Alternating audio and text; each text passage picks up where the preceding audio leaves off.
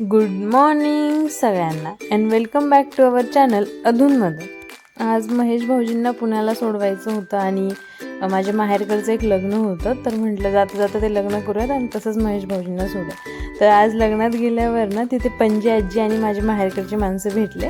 तर ही माझी पणजी आजी आहे आणि मम्मी पण पायवारीत जाणार होती, तर म्हटलं तिचं पण भेटणं होईल. तिथे गेल्यावर माझ्या मावशी भेटल्या, मला 4 मावशी, 1 मामा, माझी आजी आजोबा सगळेजण भेटले. खूप आनंद झाला त्यांना पाहून. मग थोड्याच वेळ त्यांना भेटलो आणि पुढे निघालो. जाता जाता म्हटलं जेवण करूयात, पण कुठे करायचं म्हणून मावस भावाला विचारलं माझ्या की कुठे जेवण करूयात रे. तर तो म्हटला अगं जाताना ना शिक्रापूरला वहिनी साहेब म्हणून हॉटेल खूप छान, तुम्ही जर कधी पुण्याला जात असाल ना तर शिक्रापूरच्या तिथे जवळपास गेल्यावर पहा, वहिनी साहेब म्हणून एक हॉटेल, एवढं मस्त चिकन आहे, त्याची टेस्ट कुठेच भेटणार नाही, एवढी भारी टेस्ट आहे त्याची. महेश भाऊजींना सोडलं आणि घरी आलो. तुम्ही मागच्या व्लॉगमध्ये बघितलंच असेल, आम्ही संध्याकाळी तिथे चालायला जातो. तर आजीला आज नेणारे चालायला. तुम्हाला घेऊन जाते कुठं चालायला. हा कुठं तिकडं का? हा हा हा चला. आजी चालायला चला म्हटलं तर एवढ्या खुश झाल्यात. बघूयात आता तिथे गेल्यावर किती चालतायत. आणि खूप दिवसांचं चाललं होतं त्यांचं की तुम्ही तिकडे जाता, काय आहे तिकडे फिरायला, मला नाही एखाद दिवशी. मग म्हटलं आज घेऊनच जाऊयात. आईंची आहे ना खूप दिवसापासून टाच दुखत होती, म्हणजे जवळजवळ 7-8 महिने झाले असतील. सारख्या म्हणायचे माझी टाच दुखते. आम्ही थोडे गळ्या औषधं पण केले त्यांना, पण काही फरक जाणवला नाही. मग शेवटी पप्पांनी त्यांना शूज आणले आणि म्हटले तू वॉकिंगला जातीस ना तर हे शूज घालून जात जा, बघूयात काही आराम मिळतोय का. आणि कंटिन्यू ते आता 8 दिवस झाले असतील सकाळ संध्याकाळ ते शूज वापरतात. तर त्यांच्या टाच आणि गुडघा दोघांना पण एवढा आराम पडला आहे ना की आम्हाला वाटलं पण नव्हतं की एक शूज 7-8 महिन्यापासून चाललेला प्रॉब्लेम सॉल्व्ह करेल. म्हणजे बघा आपल्या डेली रुटीनमधली ज्या चप्पल्स आहेत त्या पण 30 नंतर 40 नंतर थोड्या शरीराला प्रॉब्लेमॅटिक आहेत. सो फायनली सोल्युशन मिळालं आहे. बघूयात आता किती दिवस त्यांना आराम मिळतो. आजी उत्साहात आईंसोबत चालत होत्या. म्हणत होत्या अरे वा किती छान आहे इकडं निसर्ग, नाही का, मला रोज घेऊन येत जा फिरायला, मी येत जाईल. म्हटलं ठीक आहे. पण पुढे आल्यावर ना थोडं त्यांचं स्पीड थोडं स्लोच झालं. मग आम्ही त्यांना म्हटलं तुम्ही इथे बसा, आम्ही थोड्या 2-3 चक्रा मारतो आणि मग जाताना तुम्हाला घेऊन जातो. मग त्या तिथे बसल्या. किती झालं तरी ह्या वयात एवढं चाललं तेच आम्हाला नवल वाटलं. मग आम्ही आमचे 2-3 राऊंड कंप्लीट केले आणि मग त्यांना म्हटलं चला आता निघूयात. त्या जेवढ्या वेळ तिथं बसल्या होत्या तेवढ्या वेळ त्या शोधत होत्या की त्यांच्या वडिलांची जमीन तिथे कुठे आहे, कारण की त्या केडगावच्याच आहेत आणि त्यांच्या वडिलांची जमीन इकडेच काळ्याचं वावर असं म्हणतात तिकडं आहे. मग त्या शोधत होत्या की इथं कुठं असेल ती जमीन. पण आता काय त्यांना ह्या वयात आणि एवढे बदल झाले, जुन्या काळाची जमीन काय दिसणार नाही. त्यामुळे त्या म्हटलं नाही माहीत बाई मला कुठं असेल ती जमीन, आता जाऊ देत. मग आम्ही आमच्या शेवटच्या लेनला जसं दरवेळेस आलो की थांबतो. मग त्यांना पण म्हटलं आपण इथं थोड्या वेळा बसूया, म्हणजे तुम्हाला आराम वाटेल आणि मग परत घरी जाऊया.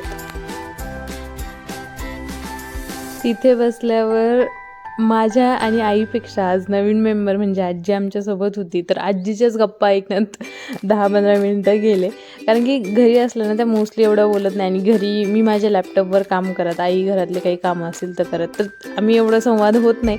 पण तिथे गेल्यावर सगळे असे निवांत बसले होते ना, तर आजी त्यांचे जुने किस्से सांगत बसल्या की आम्ही केडगावचेच होतो, म्हणजे बालपण त्यांचं केडगावमध्येच गेलं. पण आता काही आठवत नाही की केडगावमध्ये सगळे रस्ते वेगळे झाले, किती घरं झालेत. तेव्हा काय फक्त शेतच होतं.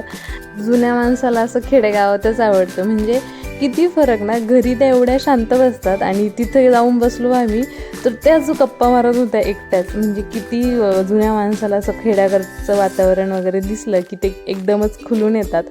चला परत कधीतरी आजीला नेण्याचा मूड होतोय. असं हे आत्ता सध्या चित्र पाहून असं वाटतं की आजीला परत नेऊयात आणि गप्पा मारूयात माणसं. 10-15 मिनटात बसलो असेल, पण आरामही झाला, गप्पाही मारल्या.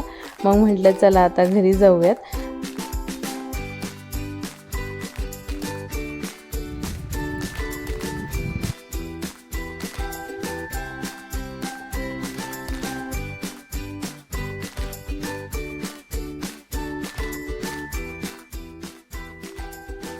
दमल्या? आजी चालून दमल्या, पण म्हटल्या खूप छान होतं तिकडे चालायला आणि मी कधीच गेले नव्हते तिकडं, मला भारी वाटलं जाऊन. आता परत नाही यायची बाई कधीच, खूप दमले. दरवाजावरचं कोहळं खराब झालं, म्हटलं मग आज दुसरंच बांधूया. मग आईंनी बाजारातून नवीन कोहळं आणलं आणि त्याला सर्व बाजूनी स्वस्तिक काढून म्हटलं आज संध्याकाळी आपण ते बांधून देऊयात.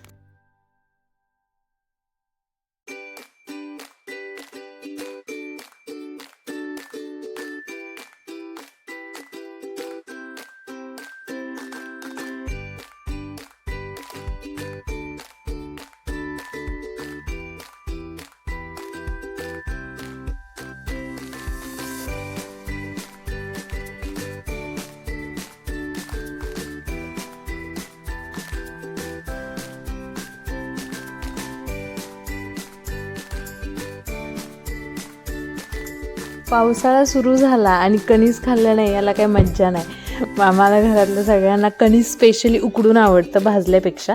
मग आम्ही मस्तपैकी असे कणीस उकडले आणि त्याच्यावर ताव मारला. आज संध्याकाळचा मेनू थोडा स्पेशल आणि हटके होता, कारण की दुधी भोपळा असं भाजी कुणी खात नाही. माई म्हटलं थांब आता आपण आज नाही का त्याची थालीपीठ करूयात, बघ कसे सगळे खातील मग. आणि करायला पण सोपे, हेल्दी पण, आणि जास्त टाईम पण नाही लागत, कमी वेळात आपण करू शकतो.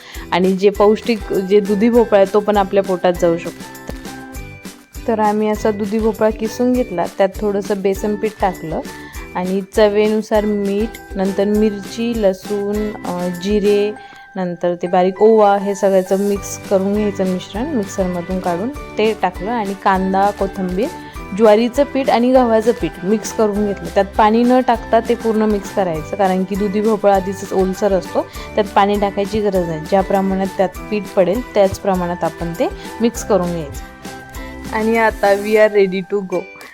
सो छोटे छोटे गोळे करून थापून घ्यायचे. थोडेसे पातळ थापले ना तर भाजले पण छान जातात आणि खायला पण एकदम कुरकुरीत आणि छान लागतात.